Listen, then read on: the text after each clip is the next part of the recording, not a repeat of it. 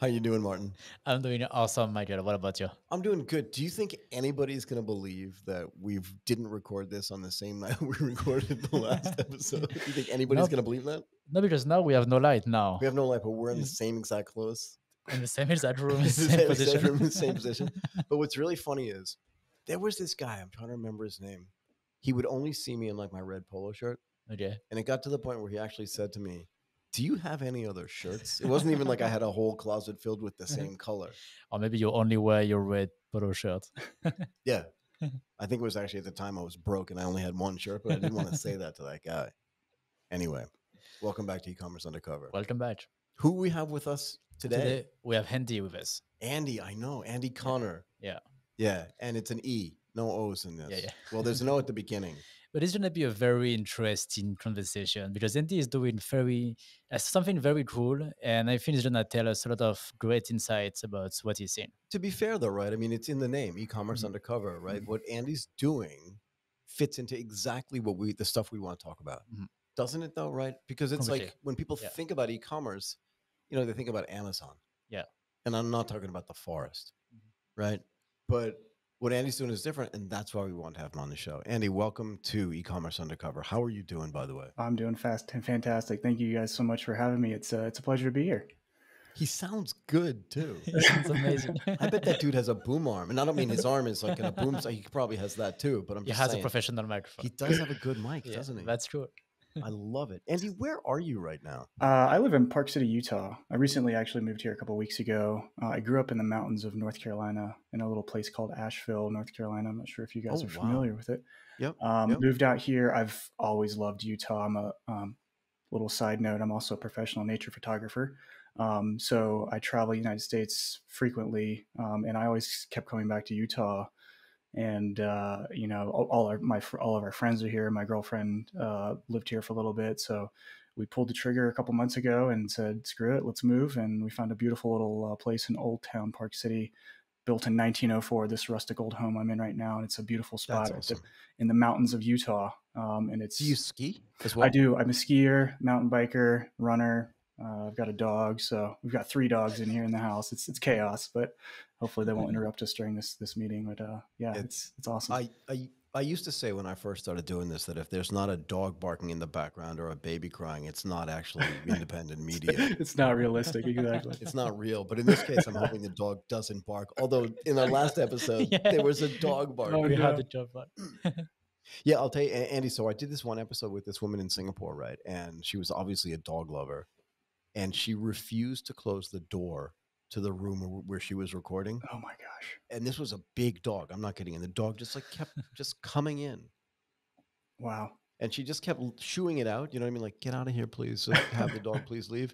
But she wouldn't close the door. And it did like 3 or 4 times. And at one point I just said to her, "Okay, can you close the door?" And she was like, "Oh, that's a good idea." Yeah. Anyway, I don't think you'll do that. I have my door closed. We're all good, unless they decide to open I it noticed somehow. that. But this is interesting to me too, though, right? Like you moved from North Carolina, you said, right? Asheville, which is on the East Coast for people that aren't familiar with the geography of the United States. And then you moved essentially all the way west, yeah? Yeah, actually, I lived in Portland, Oregon for several years. So same thing, yeah? Same thing. Yeah. I went from west to east, or I started in east, went to west, went back to east, and now I'm back west. And I hope to stay here for quite some time. I'm just tired of moving, and it's part of the adventure of life. Just got to get out and about. It is. Well, what's it like being a nature photographer? Like, how did you get into that? You know what? It's an interesting story. I went to school on the coast of North Carolina, and I majored in philosophy, minored in business. And when I was out there, I just became enthralled with the waves. Just every day I'd wake up and go out, and I got into surfing. I got into skimboarding, waves.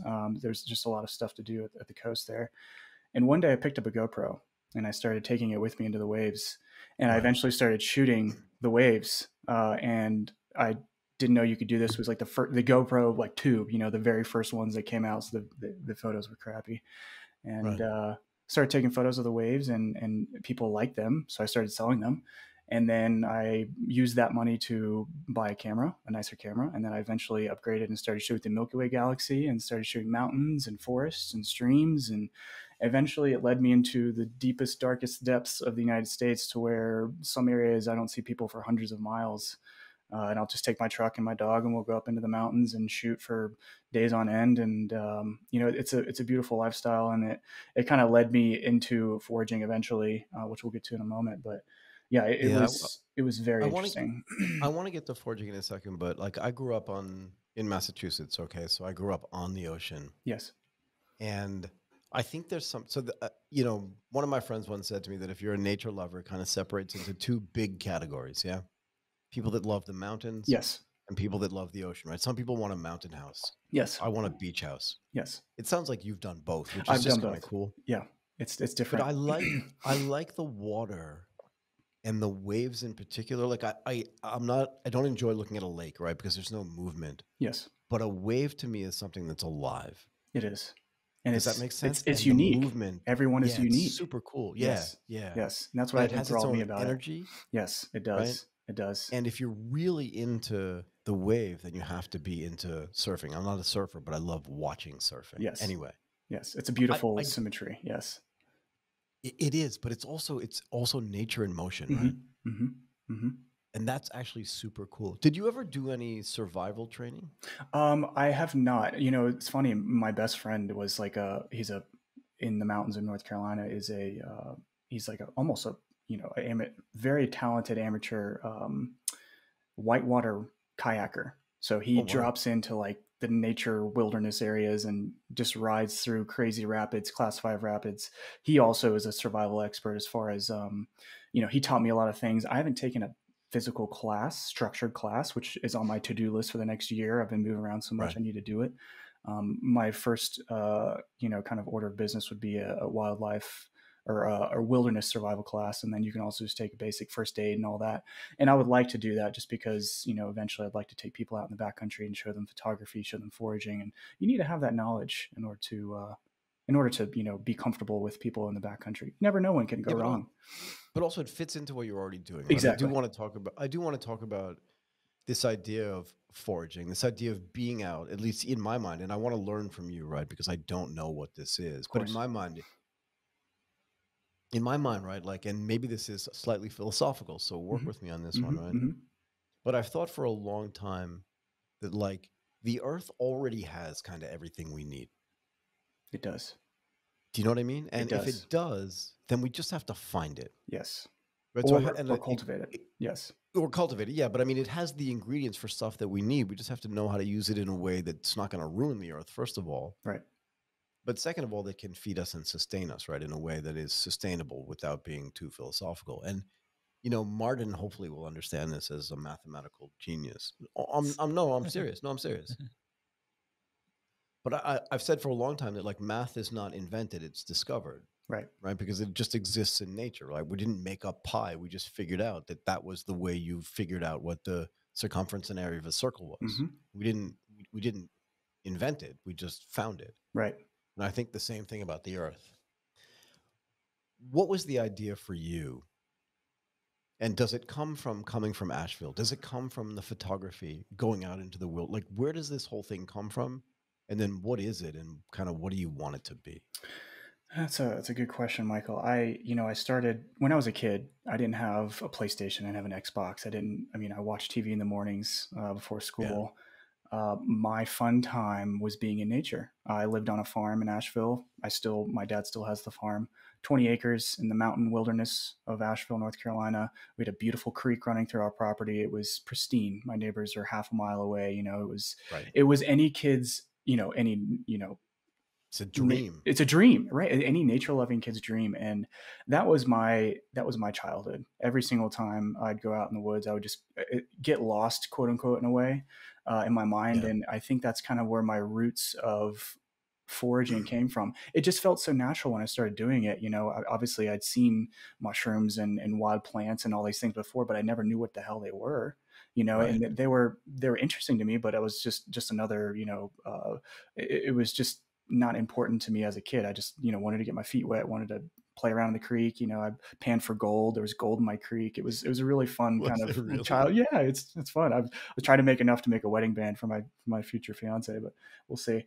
And so that's kind of the roots of it. And then as I grew older, I was always a hunter and fisherman. My dad took me hunting all over the United States. I was lucky enough to have a father who wanted to be adventurous with his own son. And that's really what Yeah. sparked my love of finding specialty meats. So we would hunt Hungarian partridge, chukar, upland game birds like pheasant and quail that you see in gourmet restaurants. I would go out with a gun and we would hunt them with trained dogs, and we'd run all over the fields and the forests of North America and hunt them as I grew older. And I also fished a lot. So I came from a background of outdoorsmen. All my friends were outdoorsmen. I just grew up being in the outdoors, and I never really got into plants and fungi until recently in the last couple of years. And that's kind of really where my interest was like, oh my gosh, I have this massive universe was just hiding under my feet the whole time, literally under my feet, because, Right. mycelial networks of mushrooms are just everywhere. I mean, everywhere you walk, there's mushrooms. They just don't pop up. So it's just really interesting to me. And that's kind of where it started.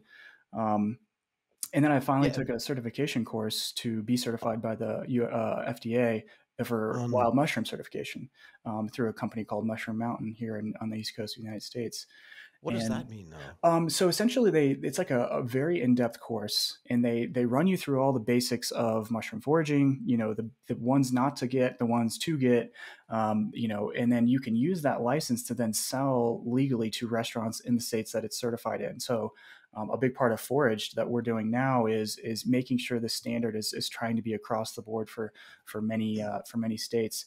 And right now there's only a handful of states that adopt this certification principle, but I think it's incredibly important because you don't just want some random person going in No. their backyard and pulling mushrooms up. That would be a recipe No. for disaster. But Yeah. their certification course is very in depth. It teaches you how to identify mushrooms, the different types of mushrooms, the parts of the mushroom, and really where mushrooms grow, where they don't like to grow.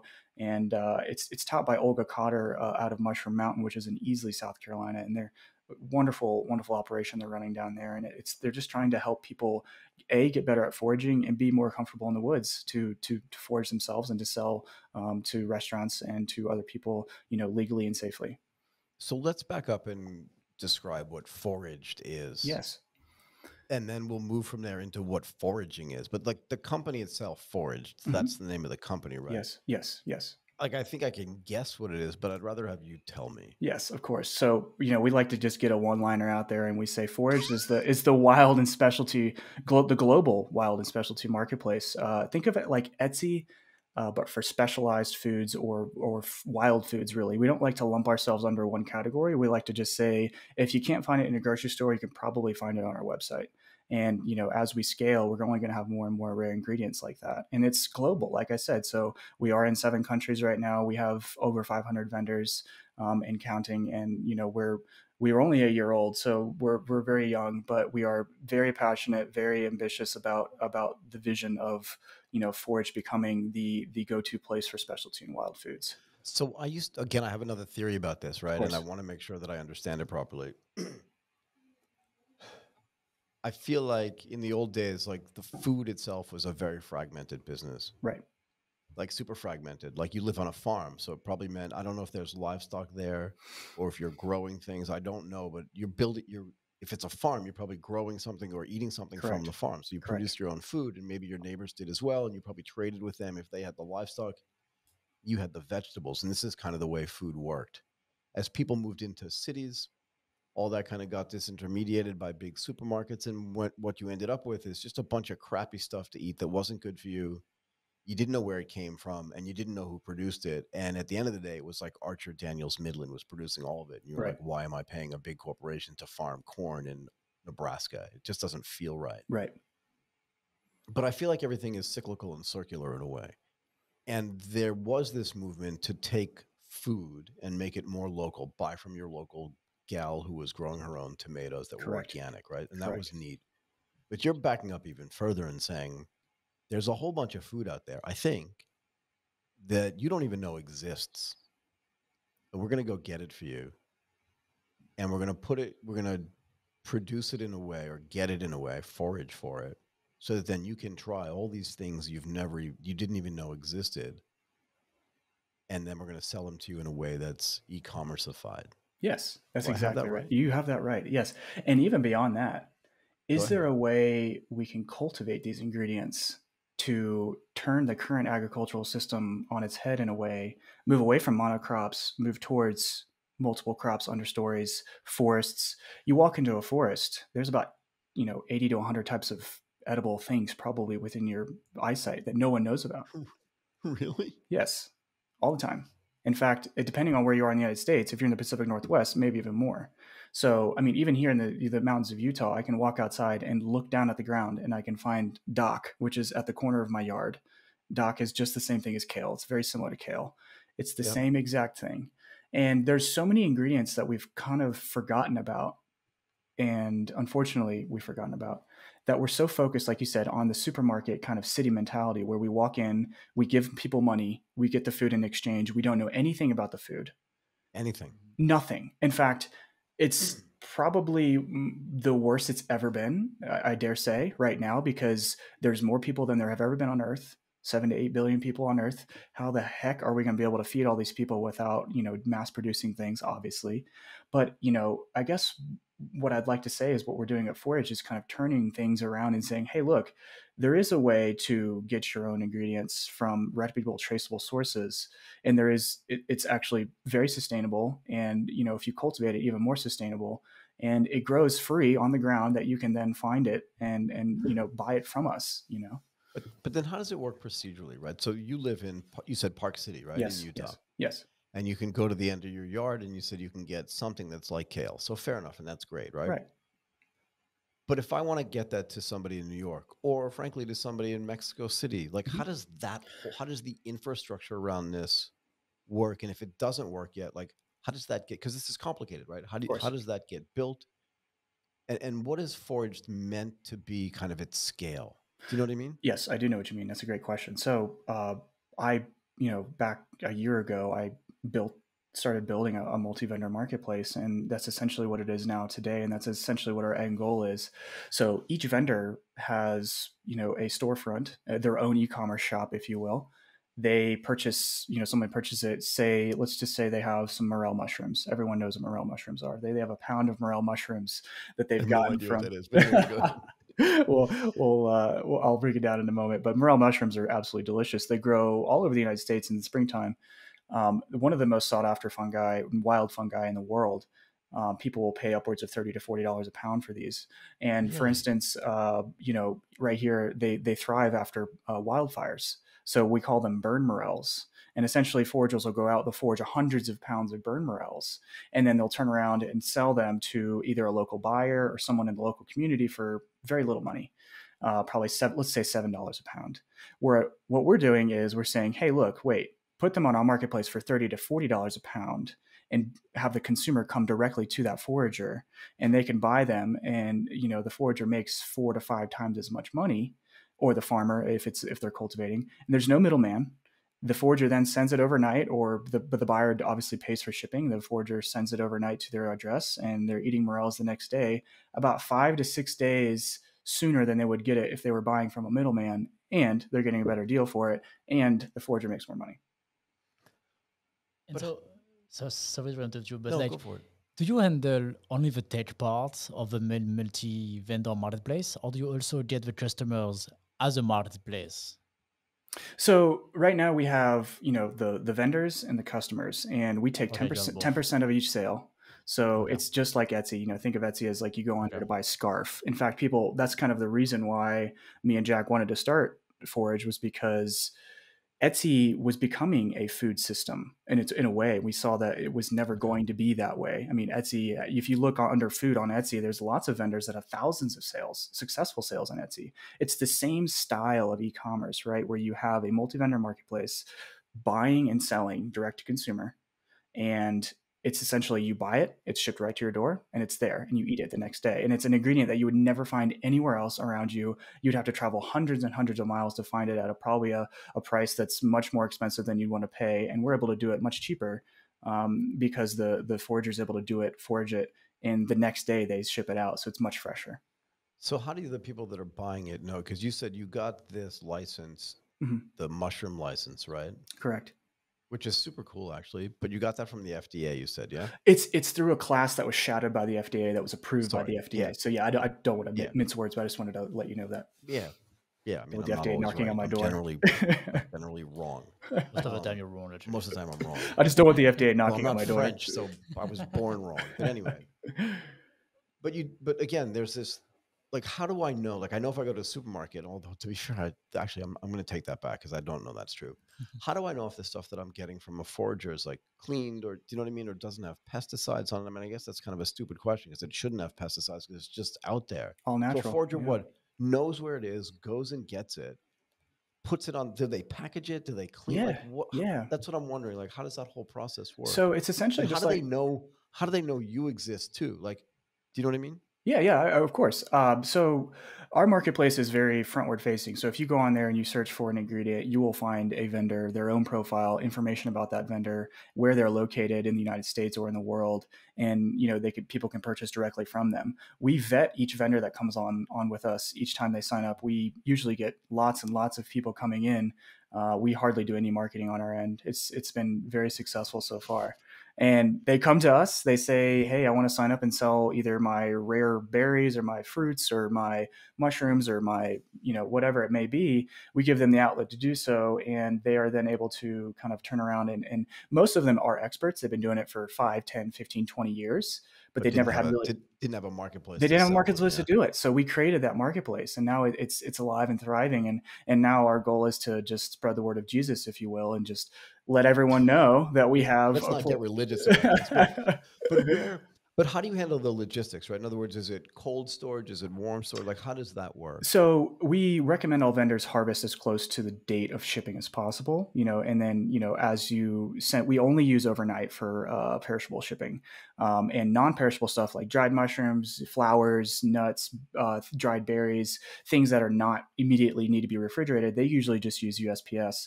I built a system that is essentially using Shippo's API, which Shippo is a pretty popular shipping platform in the United States. I'm sure you guys are aware of them. So we have live rates pulling from UPS and USPS in real time from the customer's location to the vendor's location. And it's usually down to a penny difference. And if we eat the cost if there's too much of a difference, but you don't really care. As long as we're able to get the shipment through, it's fine. And, we see hundreds of orders every week that we get, and each one is obviously to a unique location. And the vendor, whether it's non-perishable or perishable, they'll send it depending on the speed. And they harvest it. They don't do much cleaning because you don't want to clean mushrooms. You don't want to add as much moisture as you can. Mushrooms are 90% water, so you don't really want to sit there and rinse them. You don't need more water. Yeah, exactly. And to your question about the pesticides, we're speaking of wild things here. Yeah, obviously. It was a dumb question. No, it's not at all. Actually, it's not at all. As I was saying it, I corrected myself. I'm like, that's stupid. Well, it's like asking, like, what if you find a bear chewing gum? No. It actually is a great question, Michael, because we do have several vendors who often ask us this, can I collect from roadways? Can I collect from all these places? We say no. So that's mainly one of our big concerns is, if you're near a major roadway, unfortunately, we think the solution to killing weeds is just spraying them with pesticides, but that's not should be the case. So there's a lot of pesticide use, but most of the time they're getting from the deep forests, far away from civilization, on private property. Usually, they're either leasing the land out themselves, or they know someone. They've been in their city or their town for many, many years. They know half the people, and they're foraging on their land or on public land, far, far away from anyone, from any city.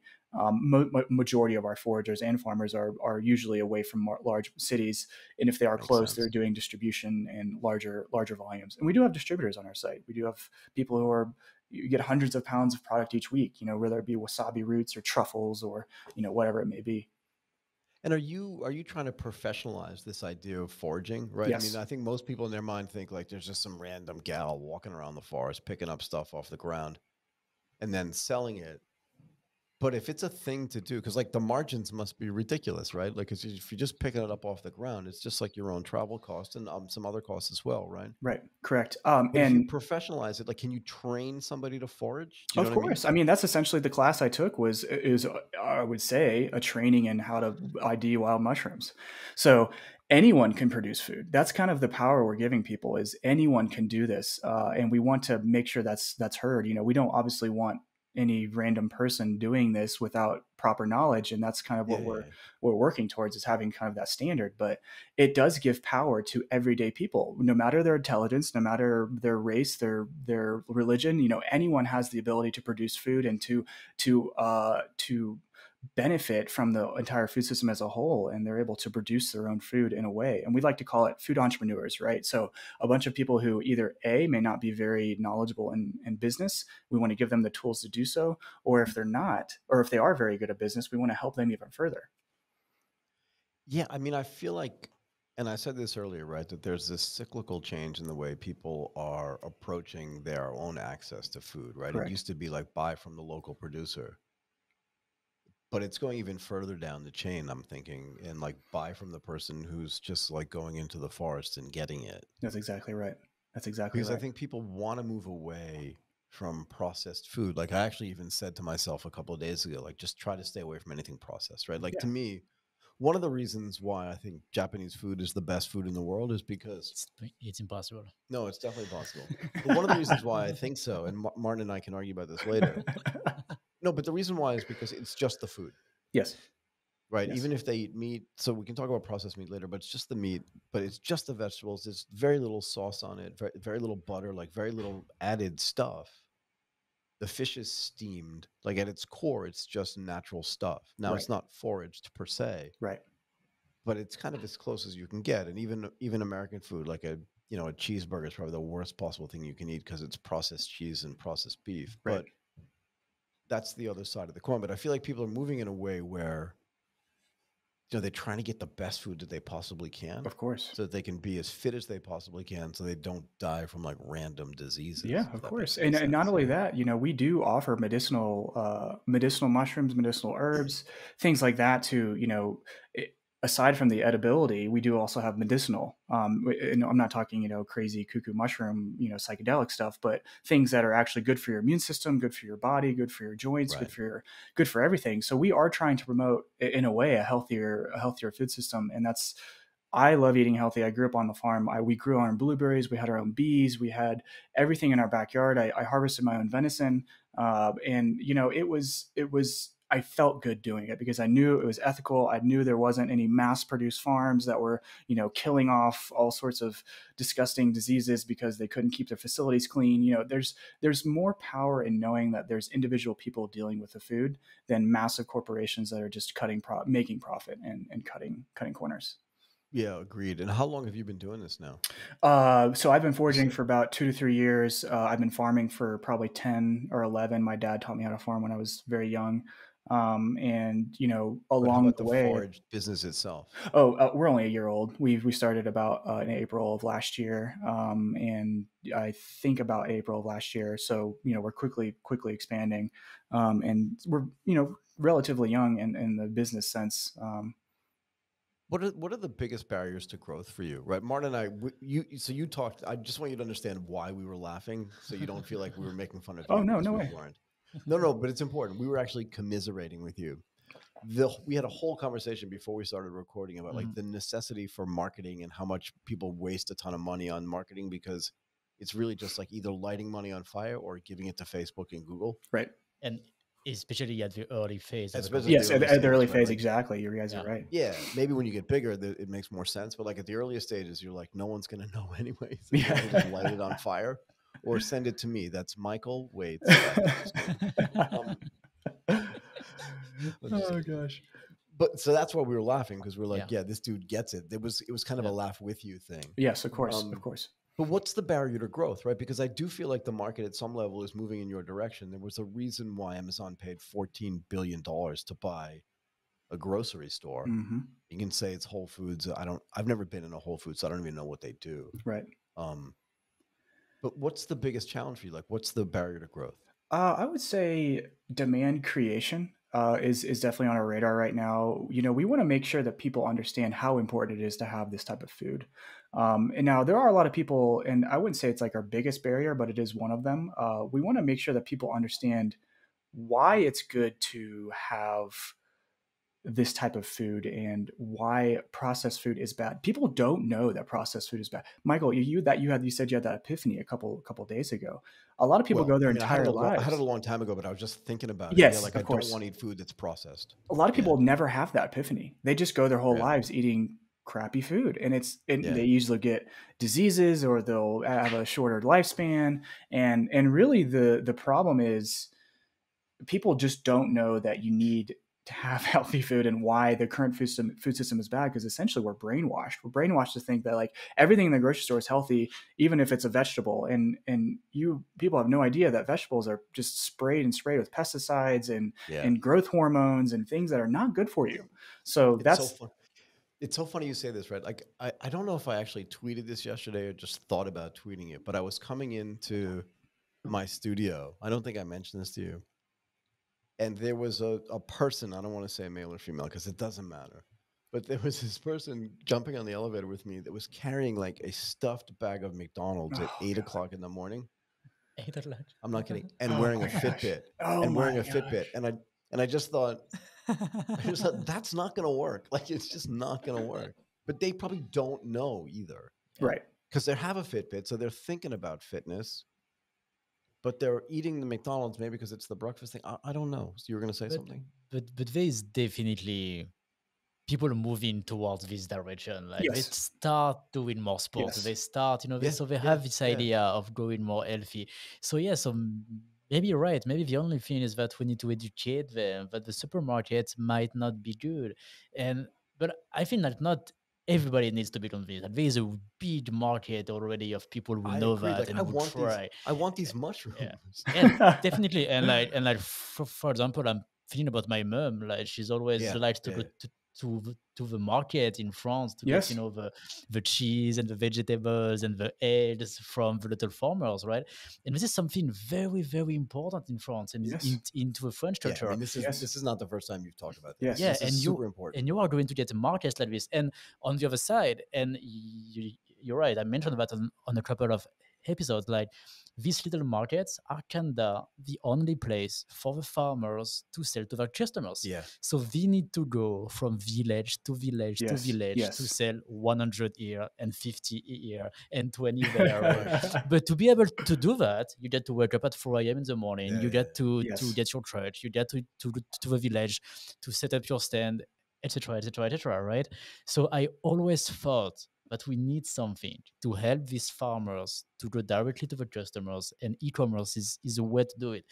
The hard part here is how you handle the shipping and how you get the foods that needs to be consumed right now, right? So if you can feel that, you have like a market that's really, really, really, really huge, even without the education thing. But I was thinking about this too. And again, Andy, tell me where I'm wrong here. Okay. When I was a kid, there was no kale in the supermarket. Like it didn't exist. Right. There were like 6 vegetables you could buy. No jokes about my age. No, but I'm just saying, like, but one of the things that logistics have done over the past 20 or 30 years is make durian, which come from Southeast Asia, available in California. Yes, exactly. It just wasn't possible. But Malaysians have been eating durian for centuries. Right. So I think what's happening here is the same thing. Like, this food that's being foraged or even being cultivated because people have foraged it, it's good, and then they can cultivate it. And now logistics is allowing it then to be sold anywhere in the world, or at least anywhere that's close enough so that when it gets to the person, they can just eat it, right? That's exactly right. And Michael, it's opening up a whole new way for people to eat that's actually better. Yes, right? That's exactly right. I think the logistic, I think you're right on the money. I think the biggest hurdle besides the demand creation and maybe even trying to reach more vendors, which, as a marketplace, that's a given. I think is the logistics part, which fascinates me the most, because I want to be able to make this the standard for food. And I love the analogy you gave there of like, well, way back in the day, we had very little to choose from. And now, many years later, we have so much more because of logistics, because of the ability for technology to interfere and to make things more accessible, more streamlined, more fresh in a way. I mean, even like Martin, you said at the villages there, that's such a perfect example of why we created Foraged, is because we wanted that to become a reality for everyone, because it's a wonderful experience. If you can experience that It's amazing. in an e-commerce or in yeah. technology and make it, and that's our job as a platform, is to make that experience incredible. Not just be I'm going to click this, add to my cart and go, but like, can you provide information about the forager or the farmer? Can you make sure that the customer is completely knowledgeable about the product, and in a way that's just like Martin were to go to walk through a village and like you're looking and they've got chanterelles from the mountains of Italy, or, porcini from the mountains of Italy, or some rare cheese that was, literally harvested a day earlier, a couple miles away. That's the type of mentality that we're striving for, and the longer term vision of Foraged. To answer your previous question, Michael, is really just transforming the way we see food. And what's the strategy for doing that? What's the strategy for, like, if top of the funnel is demand creation, yes, and the bottom of the funnel is like changing the way people think about food? And I'm sure there's a lot of stuff in between there, but like, what's the strategy for doing that? Right? It all lies in, I bit my tongue a little bit by saying, the marketing aspect, because, it is such a powerful thing to have right now, as we're growing. I think the way we market ourselves is going to be key. I think we need to market ourselves in a way that is approachable, just like we're having this conversation now, and you guys can clearly get the picture of what we're trying to do. If you can do that in your marketing and how you present yourselves as a platform marketplace or as a company as a whole, then that light bulb goes off in the consumer's mind, and they go from, what the heck is this, to, I'm a customer. And they come back because the experience was so good. And I think if you have your e-commerce set up in a way that is beneficial for everyone involved, and I think about Amazon, they started off as a freaking bookstore, and now look at them. I was just thinking about this, right? I remember when I bought my first book, and I've told this story many times. Like, I was sitting in Tokyo, and then Amazon announced like they were going to sell books and they'd send them anywhere. Well, I could send them to the office in New York, and then they would send them to me in Tokyo. And I remember thinking, that's insane. No one's going to buy a book like this. But once it worked, right? Yeah. Then I feel like I bought more books when Amazon launched at the beginning than I'd bought in my whole life prior. Yes. Does that make sense? Yes. Yeah. And I feel like it's the same for you. Like, how do you get this message out there? I mean, we'll do it, right? That's obviously what we're doing here. We're trying to think about like what you're doing and trying to inform people about why. But you're already in this business, yeah? Yes. Like, how are you finding the market uptake? Do you know what I mean? Like, when you go talk to people, do you even go to a supermarket anymore? Do you know what I mean? No, and a lot of we're all remote. We don't have a physical office. All of our members are remote. I think it's wonderful, but I also think there has those limitations. But at the same time, we're starting to get into those physical events. We're starting to kind of branch out in that marketing. It's, kind of bring people together, but it's very difficult to say to someone in a supermarket, hey, you should buy on Forage because it's more traceable and there's better ingredients, because most of the people in a supermarket are looking for good deals. They're looking for, unfortunately, and they just want to buy something. They just want to buy something like, don't bother me. I'm trying to look for a dinner tonight. Like, I don't want to, bother with that. But the mentality is still there. I'm glad you brought that up, Michael, because the important note to kind of really break down in here is price. It's great if you have a product in a marketplace, but it's not good if you have something that's too expensive for the average everyday consumer. That's why Uber was so successful. That's why Amazon is so successful. That's why all of these companies are so successful, is because they're able to create a product that is applicable to all people, not just the people who have the money. And a majority of people, let's just put it that way. And I think that's what is going to set us apart as Foraged is, can we get the product market fit? Can we get there in a way that's going to be feasible and applicable and not wasting massive amounts of money and burning so much money? But can we get there in a way that any average day Joe can benefit from our product, from our marketplace, in a way that's not so expensive, that anyone can use, and that they're delighted to do so, to come back again and again, just like you do with Amazon books. Right. But is there enough supply?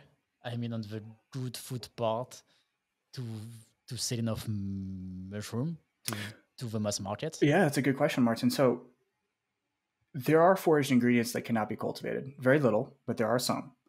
and they have been growing since, for thousands of years. I mean, hunter-gatherer society has literally was thriving on the wild ingredients of the land. And the stuff that we like to focus on is cultivated, can be cultivated as well. But the stuff that always sells is the stuff that cannot be cultivated, like morels, chanterelles. You've got the mycorrhizal species, which means it's a type of mushroom that loves a tree. It grows next to a tree, and if it doesn't have a tree, it won't grow. And you can't farm it, you can't cultivate it, you can't do anything with it. But the idea here is can we, and there have been advancements, just like the advancements in logistics. There have been advancements in cultivating these species, and that's incredible to me, because I see in a perfect world, 50 to 100 years from now, and we're hopefully a more advanced civilization as a whole. I see can we get less advanced than we are I don't today? think we Anyway, can. That's why I say it that there, way. I know. Yeah.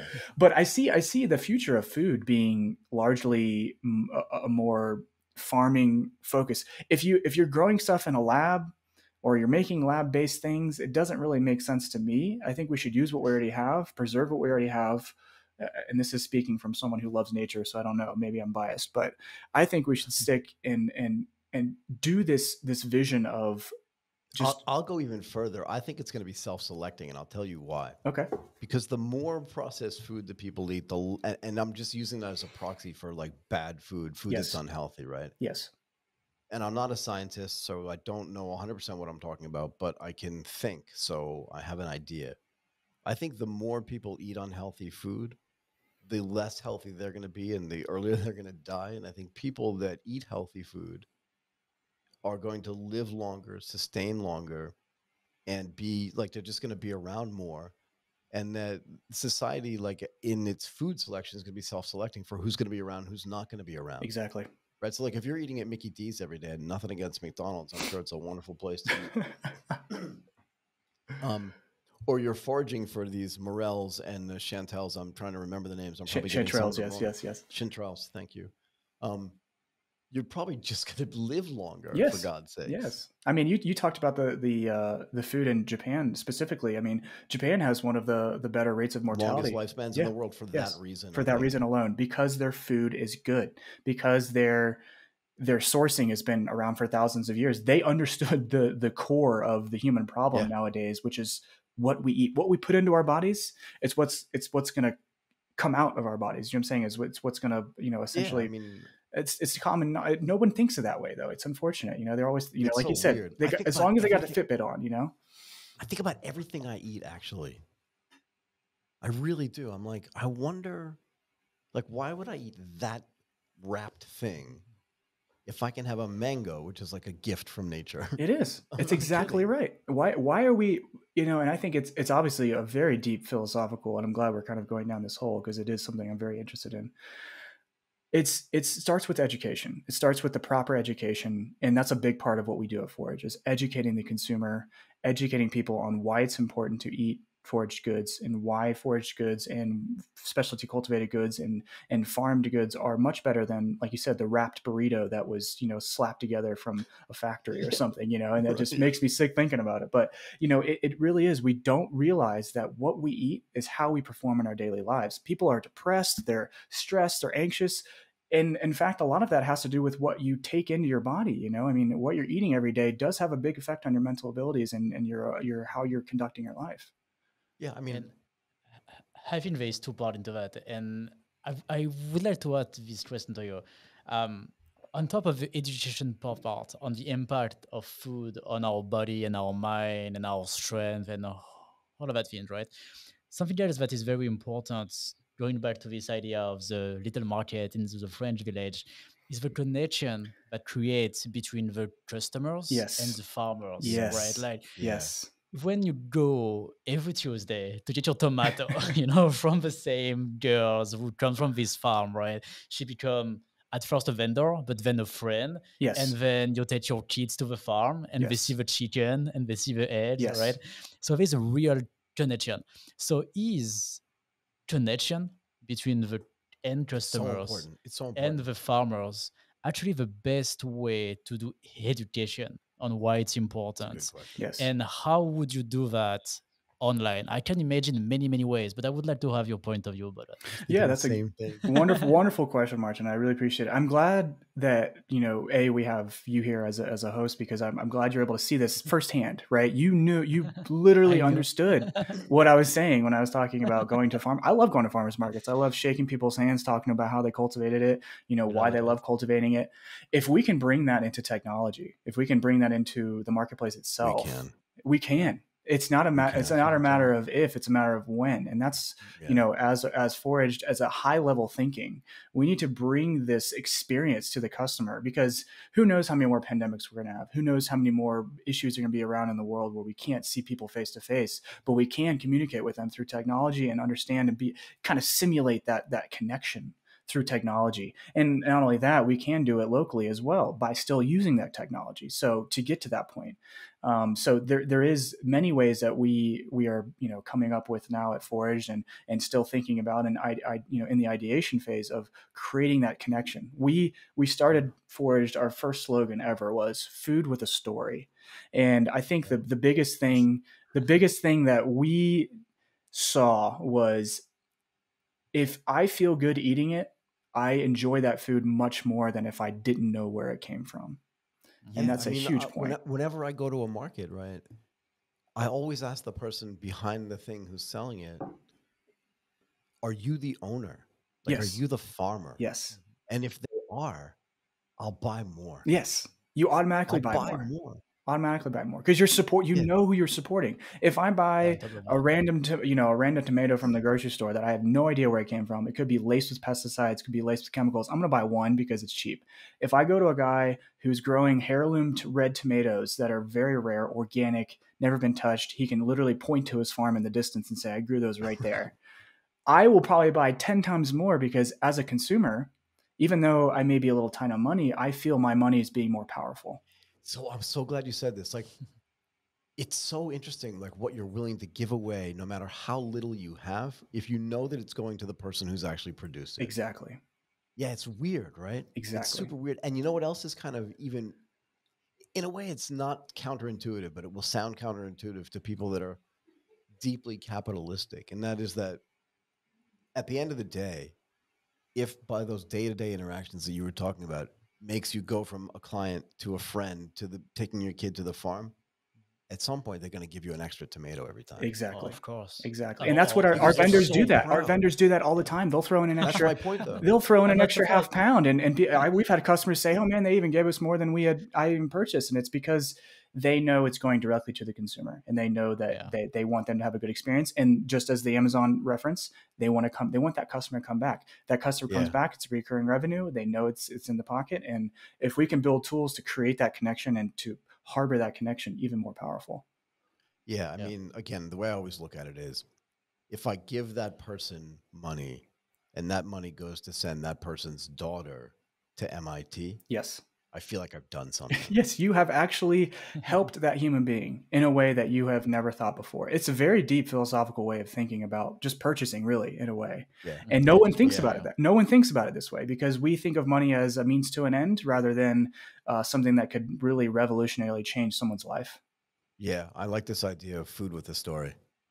That's correct. I can't stop thinking about it. It's definitely right. And I really imagine this, this connection when you go on the website and you can, I don't know, talk directly to the farmer. Like I imagine, I don't know, like some live streaming on your website. You could even do live streaming, FaceTime. Yeah, you could literally talk in real time, live chat, whatever you guys do.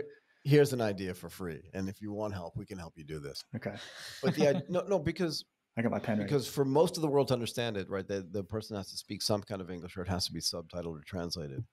But imagine a situation where, like, you can have a conversation with the farmer or with the forager or with the person who's growing this stuff, who's cultivating it, and you can actually just say, like you can create that connection with them in a way that you couldn't do because they're on the other side of the planet. Exactly right. This is your online marketing. Just do that. Just go do your vendors and do Facebook Live or do like YouTube Live. I mean, and it works for everything. Mushrooms with a story. Think about it. It's such a great thing. Actually, talking about mushroom, like you don't speak Thai, so I can't show you examples. And I don't know if that's a thing in other countries than Thailand, but Thai people make videos, go into the forest and pick a mushroom, and that's the only thing they do.